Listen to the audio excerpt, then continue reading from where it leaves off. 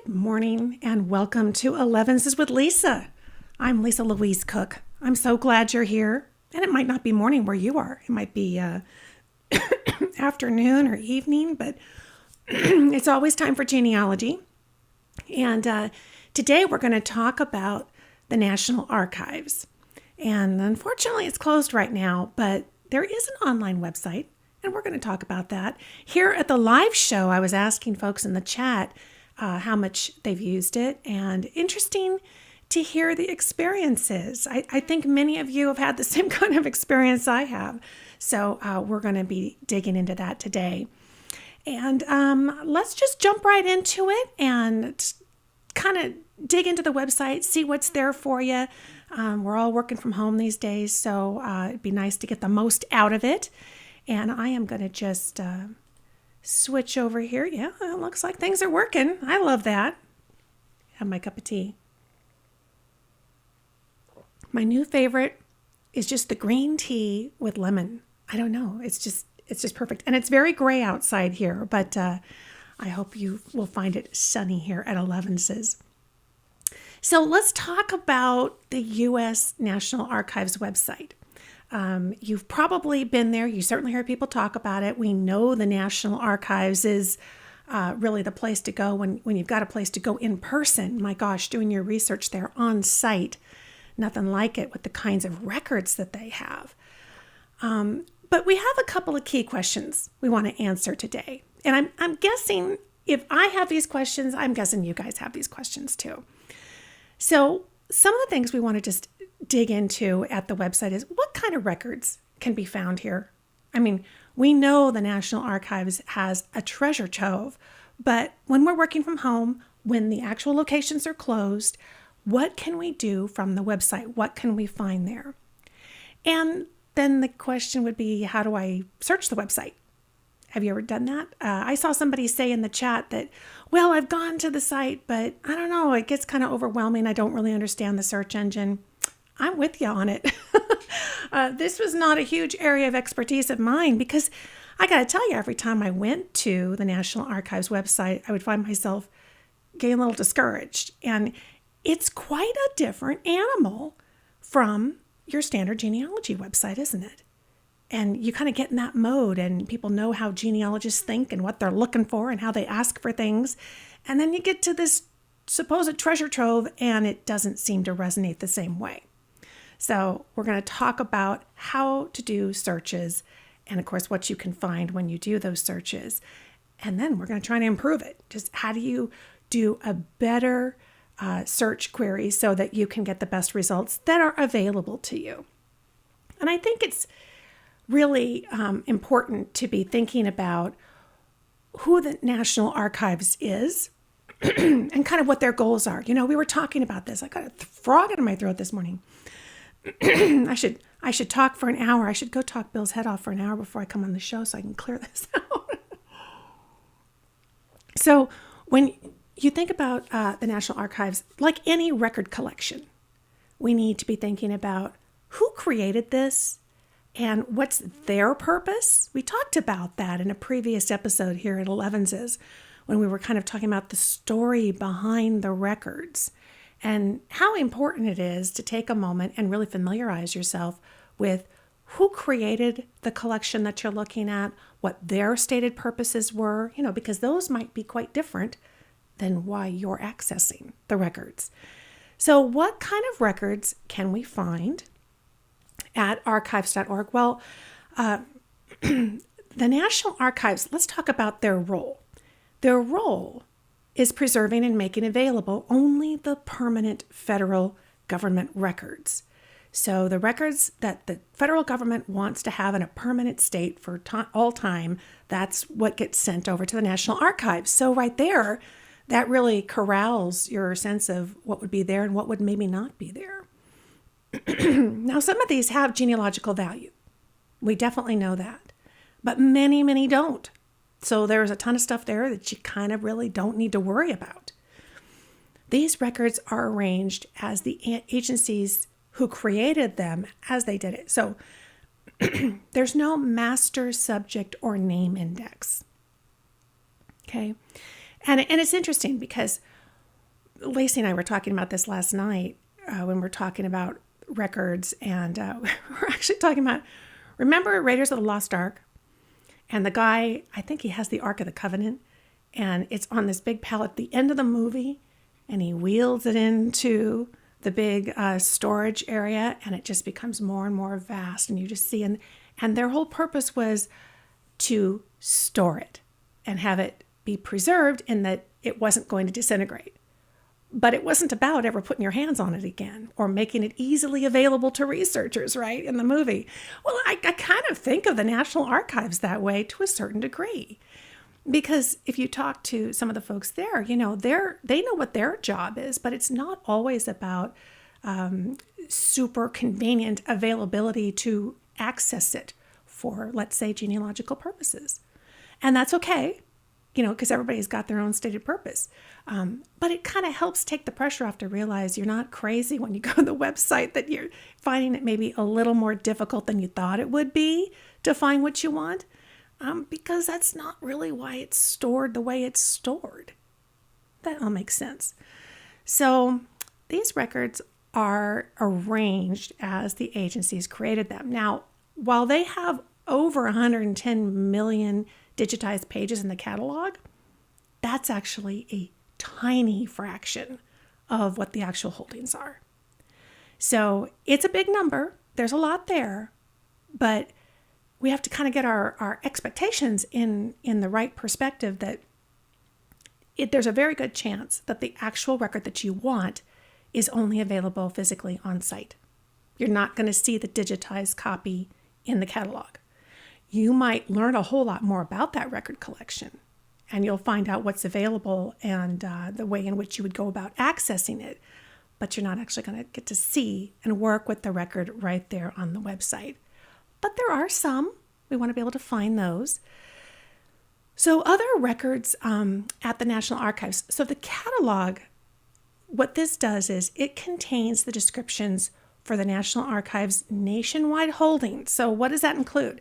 It includes, of course, the large archive in Washington, D.C. There's several regional facilities and the presidential libraries. That's the scope. Those are the records that are being cataloged on the website. The catalog currently contains descriptions for about 95% of those records. And they talk about this a lot on the website, that it's by the series level. Okay, so they have their own internal way of thinking about the hierarchy of how these are organized, and they think about them in collections and series.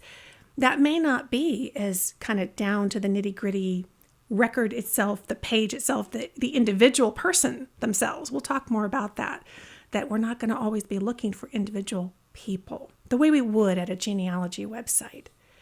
And here again, we have to remember that if, let's say, 1 or 2% are actually available as digital images on the site, 95% of what we're going to see in the entire collection is actually talked about in the catalog. So there's still this other 5% that you would really have to go there in person and dig in quite a bit more to try to find what you're looking for, if they had it. So you can find basic information about the records that they have, including the size of the collection, where it's located, and you can see that in the description. That's really their focus in the catalog. And they are regularly adding more file, unit, and item descriptions. So it might be getting up to 96%, right? Some of these, as they're adding them, they are adding digital files, which is great. And they have something called the Citizen Archivist. So they're really encouraging the general public to help them add more tags, add more descriptions so that things become more findable. So some traditional genealogy records that you're going to find at the National Archives, and you've probably heard different people talk about this as you've gone to different classes or you read books. And of course, we know that from the beginning they've had census records. Well, these days, we don't really think about the National Archives as a place to go get census records because they're so readily available digitally on genealogy websites, many times for free. as in over at Family Search.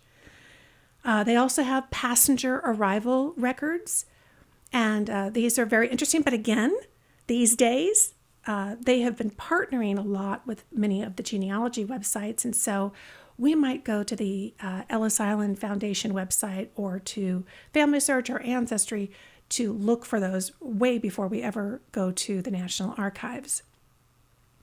And of course, I'm talking in generalities. There might be very specific situations where this is where you need to go in order to get what you need to get. But generally speaking, we're finding that we're getting greater access through these other websites. Now, they have land records, and some of these are unique. Many of these are available in other areas. They're a little more easily accessible. Military personnel records. Now, they have quite a few military records, and in the past, it seemed like you always had to go in person. We're seeing lately with some of the additions to the catalog that they are starting to add more digital files. I found my uncle there in some of their online digital images. But overall, still, I think you're talking about making a trip or getting a researcher on site to get more extensive access to the military records. They have court records, of course, federal courts. So if that's the system that the records were generated in, this is a place where you might find it. They have fugitive slave cases, naturalization records, federal employee records. You're not going to find any of those, I'm guessing, digitized on the website, but you will learn from the catalog the best way to access them and which location that they're at. And you'll find applications for enrollment in Native American tribes. So there's quite a wide range, and this is just kind of, scratching the surface. Each one of these categories has lots of subcategories, but it gives you a sense of the depth of the collection and the fact that all of these areas are ways in which the citizens of the United States interact with the federal government. And when that generates a record, that's what the National Archives is archiving, those that they want to hold permanently. So in most of these areas, though, most of the records are available in person. And since March 13th of 2020, the National Archives and their regional facilities have been closed. So I was checking the website again last night. I don't see any inklings of any kind of variations on openings.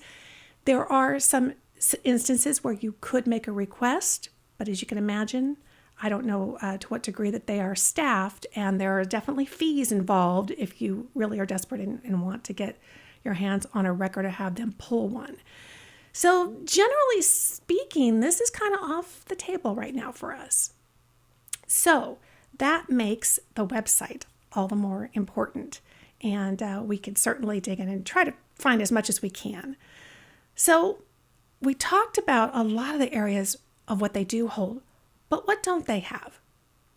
Well, if you're looking for birth or marriage, divorce, death records, deeds and wills, these are also traditional genealogical records, but you're not going to find them at the National Archives.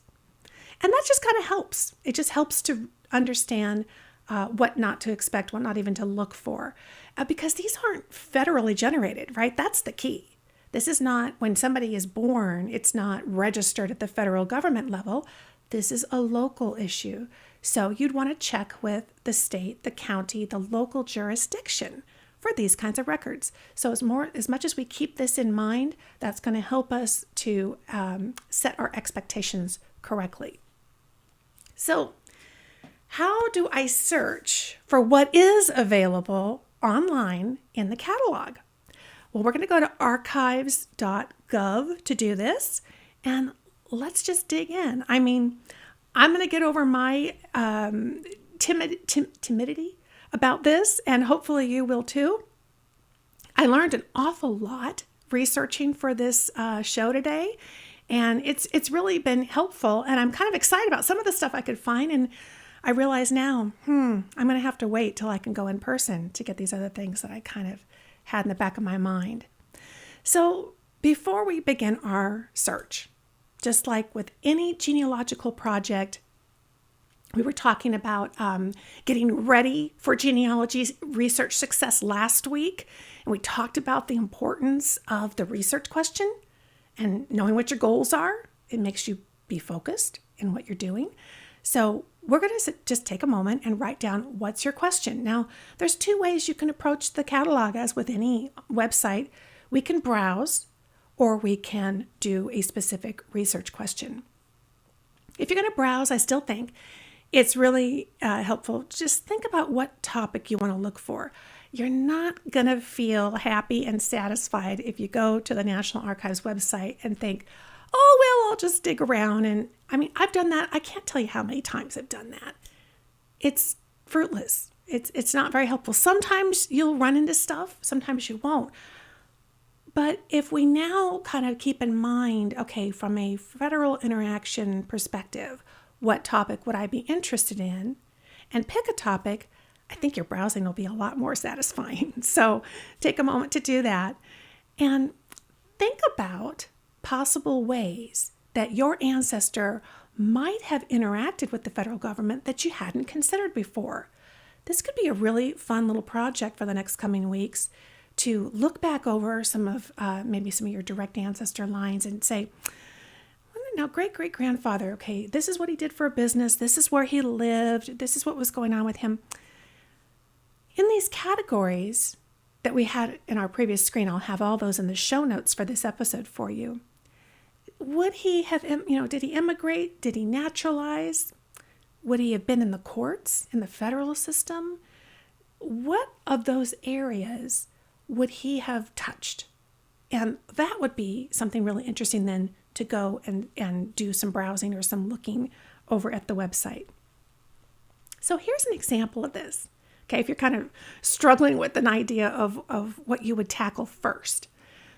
So here, the question, let's say you have the question, okay, I'm looking at the 1860 census and the 1870 census. Maybe I'm over at a genealogy website looking at these. And I'm noticing when they're talking about how much he's worth, what his net worth is, that, wow, he went from doing pretty well in 1860 to nearly destitute in 1870. What happened? Okay, so why did my ancestor have a significant decrease in net worth between 1860 and 1870 in the census? Great research question. And one of the possibilities is you could ask yourself, well, how might your ancestor have interacted with the federal government in this regard? When it comes to that kind of a change in a financial situation, well, what about bankruptcy? Now, that could be something that happened at the federal courts. So some of the records that you could think about researching at the National Archives are bankruptcy, because the Bankruptcy Act of 1867 allowed a lot more people to file for voluntary bankruptcy. And you did that in the federal court. So if you went to the National Archives website, and we're going to go dig into the catalog in just a moment, you could put bankruptcy and in capital letters, like a search operator kind of a thing, and state, okay? Or just put the word bankruptcy and then the state that they lived in and see what comes up. So we're picking the state where they lived during the time of this change in their situation. Do they have any bankruptcy files? That would be very interesting. And then, of course, by digging into the catalog, you're going to try to determine, are the bankruptcy files that I'm looking for already digitized and on the website? Or where are they held? And how would you make plans to access them when that facility becomes open again? So, where to start your search on the website? We're going to go to catalog.archives.gov. If you've ever gone to the archives.gov website and said, oh my gosh, where am I supposed to start? This is the address. Just go to this page and then you'll be in the right spot to search the online catalog. And again, we'll have all that in the show notes for you. So, types of searches that you can do in the catalog. Well, we can do keyword searches like we would do over at google.com. They also have a filtering mechanism so that you can filter your search down or even just kind of dig that way into the catalog itself by clicking each one. And then there's the advanced search as well. So let's search the catalog. You're going to go to catalog.archives.gov. And when I went there, I love these. Every time you go to that page, there's a different picture. So don't worry if the picture looks a little different. This is I think it's from wartime, kind of the Victory Gardens. So you can see there's a search field, and we are going to type in, let's say, Bounty Land. Okay. Now, good news, everybody. You can use some types of search operators at Archives. You can use things like quotation marks. We do that with Google search. We talked about in a previous Elevenses episode here that if we put the quotation marks around a phrase, that helps the search engine understand that we want the words bounty and land together in that order, right? So that's really helpful versus if we just put the words bounty and land, we might get some other kind of land records and somebody had a bounty on their head. I mean, who knows? Those words would be used in many different ways on each of the results, which would kind of clutter things up. So we can put quotation marks around bounty land, and we're going to click the search little button there. Now notice there is an advanced search button. So if you don't have very much success or you just feel like I really need more help the first time out, click that. It's going to give you a form, much like the advanced search over at google.com, that'll kind of prompt you. Okay, it'll prompt you for what words do you want to include, which ones do you want to exclude, what categories or record collections do you want to specifically search. So advanced search is super helpful, but I just want to walk us through some of the basic searches that we can do right here from the search field. So here's our search results. Okay, so we have the results. They're returned starting with what they think are the best results at the top, the ones that match the best. So that's kind of helpful. Now I'm looking, there's 113,000 results. That's a lot. That feels like Googling, doesn't it? Well, if you want to view one of these results, you can see they're kind of grouped in little snippets, little paragraphs. Just click on the blue title. But here's what I would recommend. Take a moment when you're looking at a huge list like this and check out the filter. So this column on the left, kind of like over at WorldCat.org, which is that library card, the worldwide library card catalog. This filtering column on the left is going to really help you get more specific and maybe go even faster directly to any possible digital files that might be available to look at right now from home. So that's on your left. Now you can refine by the type of record that you want. So if you know the type of material that you want, like if you know I'm looking for a map or a photograph, or I just want textual records, this is where we would do that. We would do under refine by. Now, keep in mind, this does not mean that these items are going to be visible on the screen.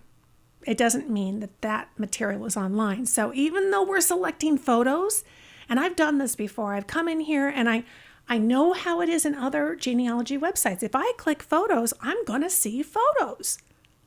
Except you don't when you do that at the National Archives. And it's kind of disappointing. And then you wonder what you're doing wrong. I always blame myself. Do you ever blame yourself when things go wrong when you're working on a website? So important to know that just because you refined by photos doesn't mean you're going to see photos. It means you're going to see the descriptions of all the photographs that they have cataloged. I have to kind of put the caveats in there, that they have cataloged, because there might even be photographs that are held somewhere in a box at one of the facilities that's never been cataloged. But generally speaking, we know that they've got about 95% of this stuff listed in the online catalog, but we may not see it. So they don't necessarily include the digital images. That's important to know. Nothing wrong with you. You get the descriptions, but indeed you don't see the images. So how can I get maybe better results, things I can use today from home And specifically, I'd like to see some digital images. Where are they? Okay, let's do that. Here's the key, my friends. Over in the filter, before you even worry about photos or anything else, go to the top of the filter column and click Archival Descriptions with Digital Objects. That's the key. That gets everything out of your search results, that 113,000 that we have, and gets it down to just the items where they've attached digital objects, images. Okay? So, wow, yay! Our list looks so much different now because we're seeing those thumbnails that tell us. And that's the other thing is if you're not seeing a thumbnail, you are probably looking at a list of items that do not have digital images. So you're not going to be able to really specifically work with those within your genealogy research from home. And you'll notice in the results page here at the top, okay, so let's reorient ourselves to the way this is laid out. Where's the original search we did? Up at the very top in the search bar. And advanced search is still there. If you feel like you're stuck, go ahead and click that and refine what you're doing. Underneath that search box, we see how many total items are in our results, over 113,000. Now, refinements is right under that. You see the red arrow pointing. You can see when you look at your page, wait a minute, what am I looking at? Well, I'm looking at everything that met bounty land but has digital objects attached to it. Okay. If you don't want that anymore, you want to see everything again, click the little X next to that tag of what you selected, and it will take that off and it'll reopen it up back to all the results again. And now we've got pictures. So if we were to click the image or the blue title now, we're going to be able to go and look at that specifically. So you could kind of zero in on these digital images. You could try searching by name. And I've been surprised to find that I have a couple times found records for people that were named. But I know for a fact that there are many records on here where my ancestors are not going to be named in the description, but they're going to be on the records themselves. And that would require a lot more browsing, but if you knew you were in the right collection, it'd be worth doing, right? So if you're going to try by name, as I did with my uncle who had served in World War II, then you would put the person's name in quotation marks, just like we did with our phrase bounty land. So you could put Alexander McCoy, put quotes, run that, and now we can see in our search results, we got 21 search results, which is pretty great. You got to keep your fingers crossed that happens for you and your ancestors. And in each of the snippets, we see his name in bold. So it's flagging us as to why this item is included in the list, because this person, Alexander McCoy, is listed and named in each one. If we click one of them, then we're looking at, okay, now we're looking at Revolutionary War pension and bounty land warrant applications. And this is one that Alexander filled out. If you look over on the left, just below where we were seeing the filters happening, now we're seeing tags. And some of this kind of activity, tagging and the extra descriptions and notations and things, these are coming from sometimes citizen archivists, people like you who are taking some time from home to go through and review these images and add that information so that it becomes easier for all of us to be able to find our ancestors. Much like the indexing that happens on other genealogy websites, it's really wonderful the way just kind of the research community is helping each other and helping the archives do that. Because again, that for the National Archives, the priority is really not about making your ancestors' record retrievable, right? It's about permanently storing and preserving records at the federal level that are important to the federal government so that they have them. It's a little different. So love the tags. We can see that we've got the right record. Okay. So let's talk a little bit more because I don't want you to go search for your ancestor's name and be terribly disappointed. So let's look at this a little more specifically. First of all, when you go to search, there is no name field. And that's a great example of how this is so different than going to a genealogy website, even though most of us as genealogists think of the National Archives as one of the biggest and most important genealogy resources. But when you go to their catalog, you are not going to find that name search field. So don't worry about that. Remember, we have the advanced search. There's lots of options, but name isn't one of them.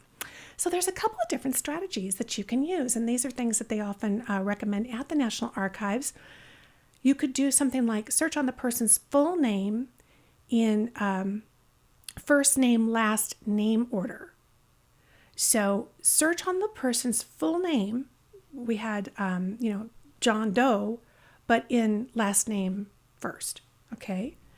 Search only on the surname. You might find if you search only on the surname, but then you select that archival objects, okay, now, while at first you might have a really big list, if you search the objects because you really just want to see what can I work with today in terms of actual images, you're probably going to get a fairly small list, even with only a surname. And certainly this works way better when you have a more unique surname than one that's a little more common. You could also try searching on spelling variations.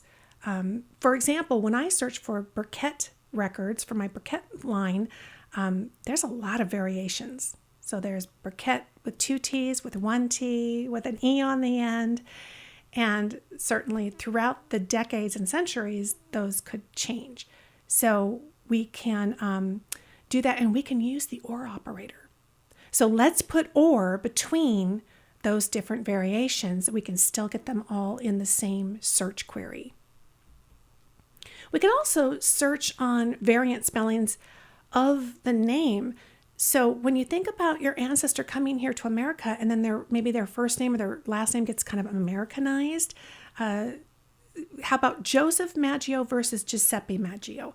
If you know that they came, let's say, in 1900, you're probably going to want to search on both possibilities, particularly if you found that variation perhaps in a record back in Italy or wherever they came from. So they may still use that name for a while when generating records with the federal government. So we want to check both ways. And remember, most descriptions in the catalog don't include the names of people mentioned on the record. It's sad, but it's true. And I want to really drive that home because I don't want you feeling like it's you. In this case, it's not problem and share, not in computer, the picnic thing. It's not you. It's actually that there is no search name field. Oftentimes, most of the time, people are not named specifically. If you know that an individual participated in a particular event, search for that in your search term and then look within the record for your ancestor. You're going to have to do the browsing. And they say over at the National Archives website, it may be necessary to closely read records of interest to see if a particular individual is mentioned. So you're going to have to read through them and be thinking of your ancestor within the context of that topic. And speaking of topics, highly recommend to you to search by topic. This is one of those cases where, as special as our ancestor is to us, their name is not there. So we want to be thinking about topics like bounty land and search for those and then filter our way down. The National Archives absolutely recommends this. They say you're going to have probably more success searching by topic than by name. And that is very different, isn't it, from the way we search at genealogy websites. So provides a greater number of results since your ancestors often aren't named in the description. Read the description really carefully to see if the item is going to be helpful. And if it's not available online, is it really worth requesting? So read that description really closely.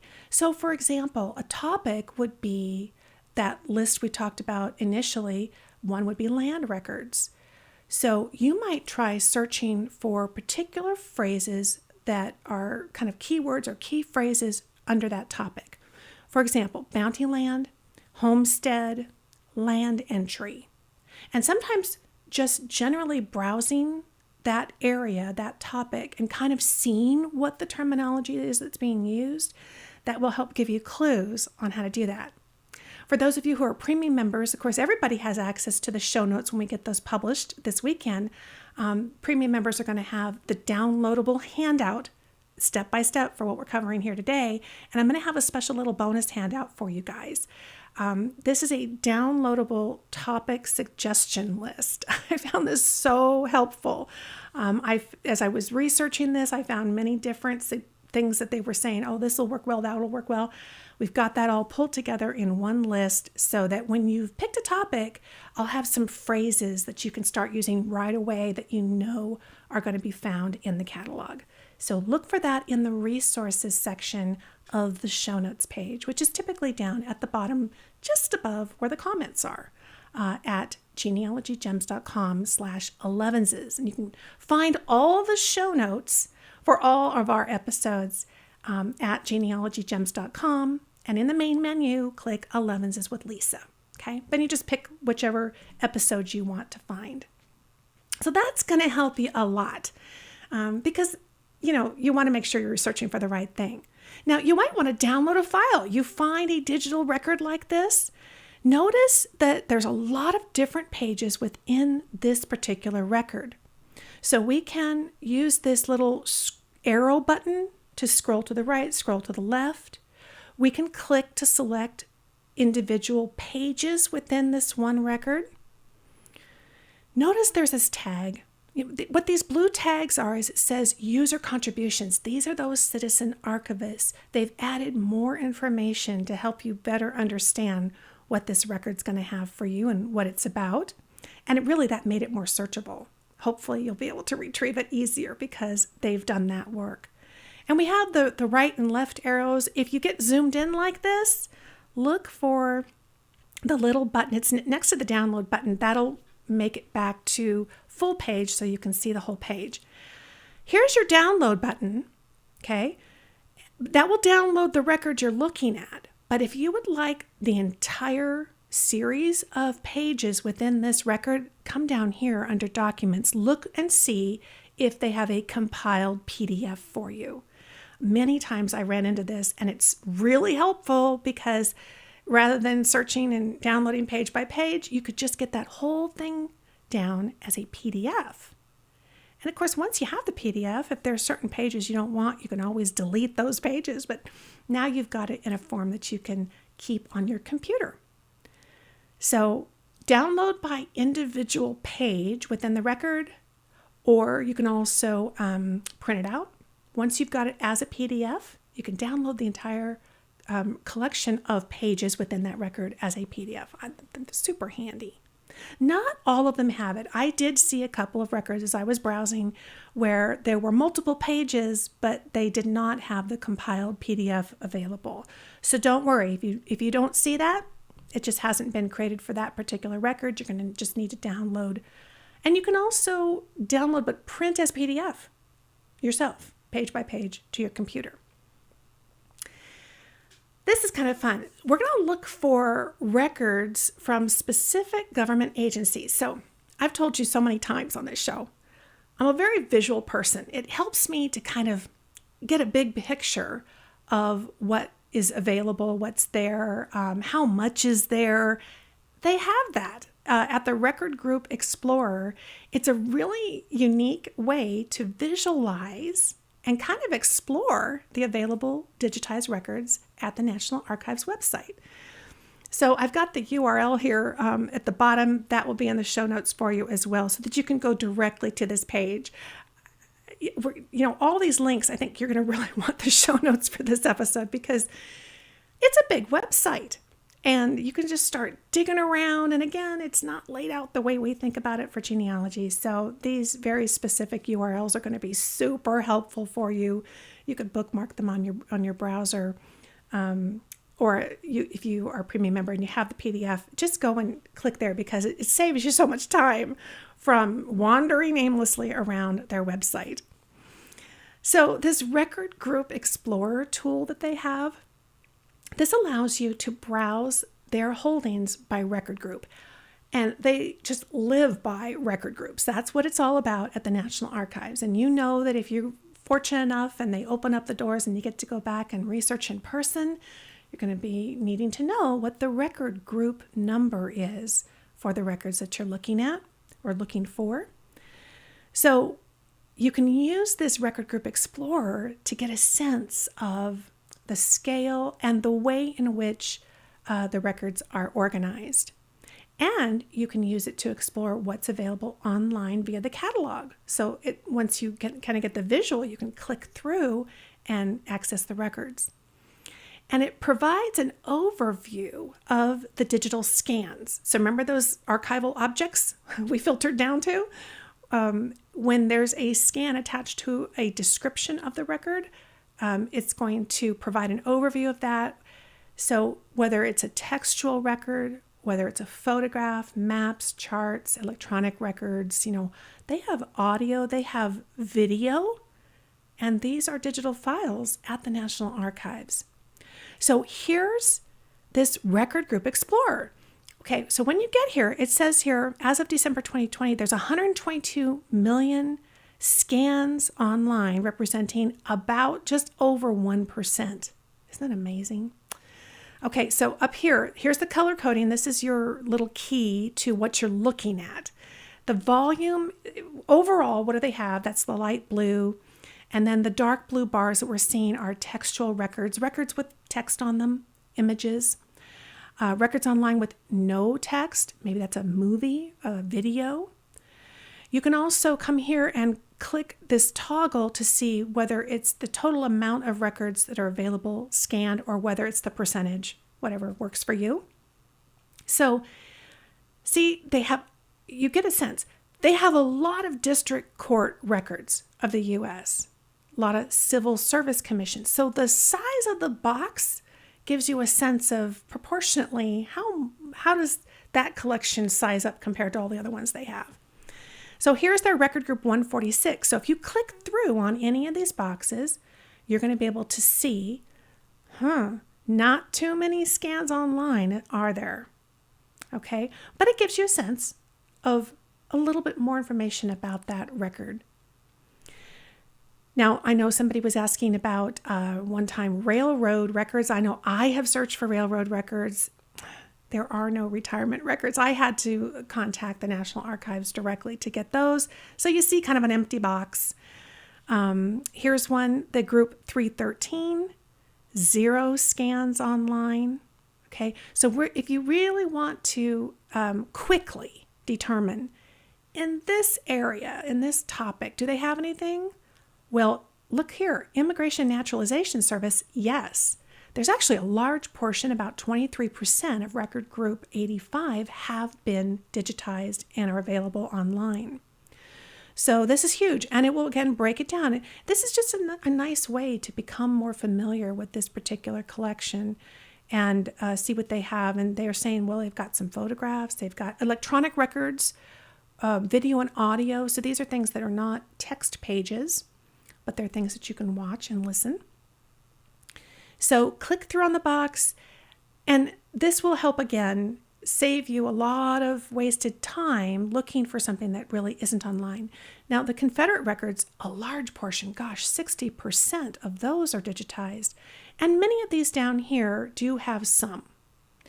So I know that they continue to add. I don't know how much they're working during the shutdown, but you can also look by list. So if you're not so much into the visualization, but you just want to see that list, you can switch your view and you can see by record collection how much is there. And you can also, like if I type in 85, then I'm going to get every record collection within the Record Group Explorer that has 85 in the number. So that's a really quick way also to jump directly to the record group that you're interested in. So it's a nice way to quickly assess what's the volume of records and how much of them are there, how many are digitized, how does this compare to the rest of their collections. It's also kind of a nice place to go if you just want to do a quick scan of, okay, we were saying search by topic, what again topics do they have? This is a nice way to easily and quickly review that on one single page. Now, before we wrap up, I just want to mention to you, there are some very interesting things that are digitally available that you can look at today. I don't want you to feel too disappointed that there aren't too many genealogical records there. There are searchable motion pictures, and they've been putting out on their blog, and I subscribe to their blog. I get some of their notifications, and they've been doing more in this area. They get lots of requests for video and photographs, and so they're starting to put more of this online. Now, again, you're probably not going to find your ancestor named, but you could think about where did they work? Where was their home? Where were they located? Were they in the military service? Maybe there's film of the ship on the water that they were on at that time. They have a lot of really interesting stuff. And in particular, there's this one series they were just notifying people about, this 306 LSS group. It's 400 black and white reels of stock footage. These are really interesting. They're actually in really great shape. You can watch them from home, from the catalog. They come from the United States Information Agency. So they run into these, and they said that the reason that they started digitizing these is they started getting a lot of requests. So somehow this collection got on people's radar, and so it shows that when you request things, it can actually influence what gets digitized next. So let me show this to you. You can check this out. They call it the searchable stock shots, and they come from a lot of different areas across the United States. This one here, this is really cool. It's not go-kart racing, right? Kids, I guess it's go-kart racing. So this says British Columbia, Canada. Ah, interesting. So they have a lot of international stuff here too. If you're looking for stock footage, and there are people's family in these movies, right? These kids belong to somebody. So interesting, if you were to think about searching for events, locations, time frames, you might be able to run into, maybe that's your dad. Who knows? Standing there watching the race. And if you click through, then you can see that they have that little icon that shows you that there's film there that you can see. So if you're just, you got a cup of tea and you want to just have some fun and explore, look at this video down here, this guy holding the video card. That was from Cleveland, Ohio. And my gosh, if you had folks who lived in Cleveland back in the early 1950s, it'd be really interesting. It's like, I've watched some of that. It's like walking down Main Street and looking at all the different neighborhoods. It's really kind of a in-person view of your ancestors' neighborhood or world. So they call that searchable stock shots, was what I found in the blog. But you can search for that at the catalog, and you can watch the movies right from there.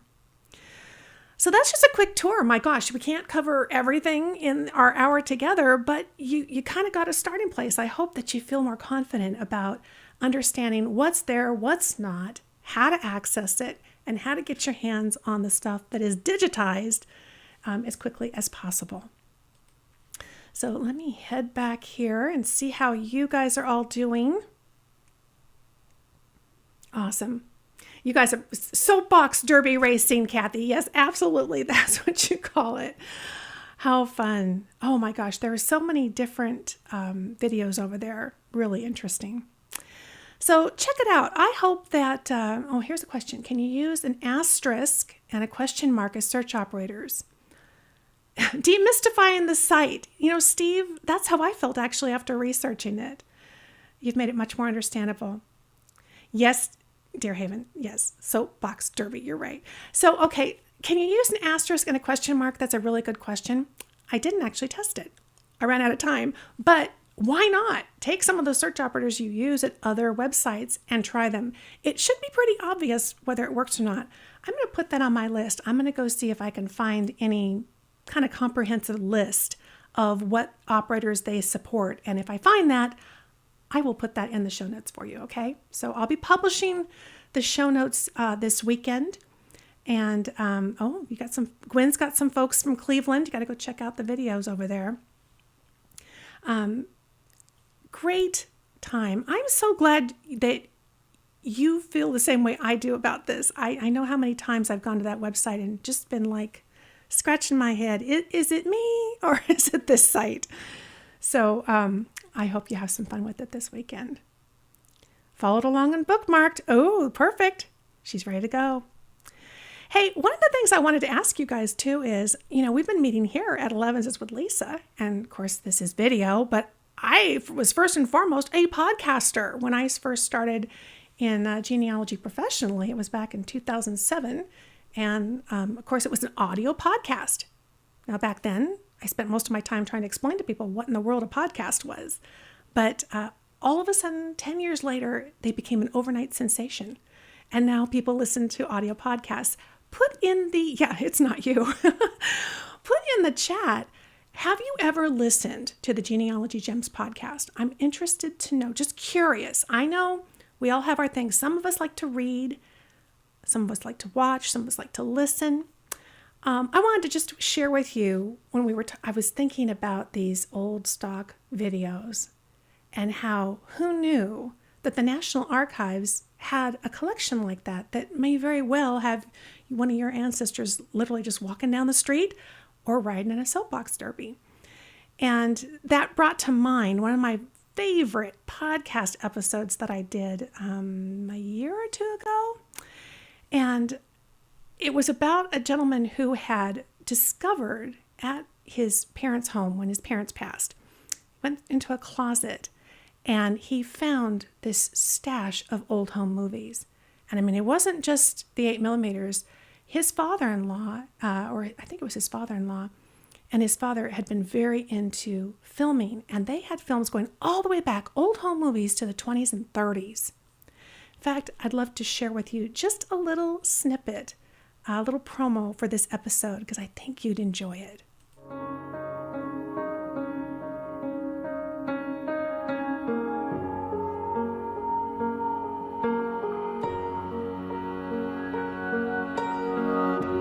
Used to be, you'd wait all week to walk the boardwalk, to walk the boardwalk. And the world moved real slow, just moment to moment of holding tight to all of those you loved.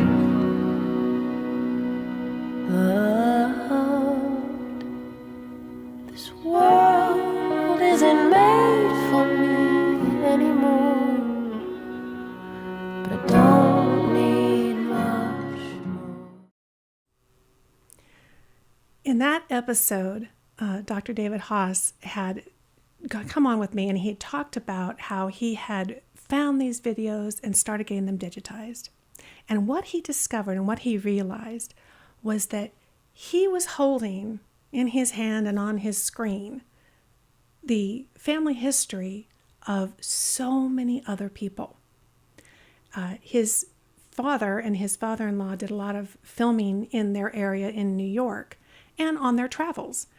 And they captured so many different people at the pool, in the park, they went to the carnival, and they started trying to identify, okay, what was that location? What was this? And putting those videos on YouTube and sharing in the descriptions the places, the people they recognized. They started inviting other people to come and watch the films. And quickly, because he added the very specific locations in text form under his videos, other people who were Googling had these videos pop up and said, oh my gosh, that's my grandpa in your video. It's an amazing crowdsourcing effort and such an encouragement. I know it was for me to realize that there's always something new to be found. Never be discouraged. Don't feel like your ancestors have to be famous to find them and talked about in an interview on audio or appearing in a video. It's amazing what's out there. You, my friend, might be out there in somebody else's old home movie. I hope that I saw that many of you have listened to the show. If you haven't, I hope you'll give that episode a try, and I'll have a link to that episode in the show notes. So until next time, I hope you fill at your glass or your teacup just got a little more refilled. It's been such a joy to be with you. Have a wonderful week with the folks that you love, and I will talk to you next week. Talk to you soon.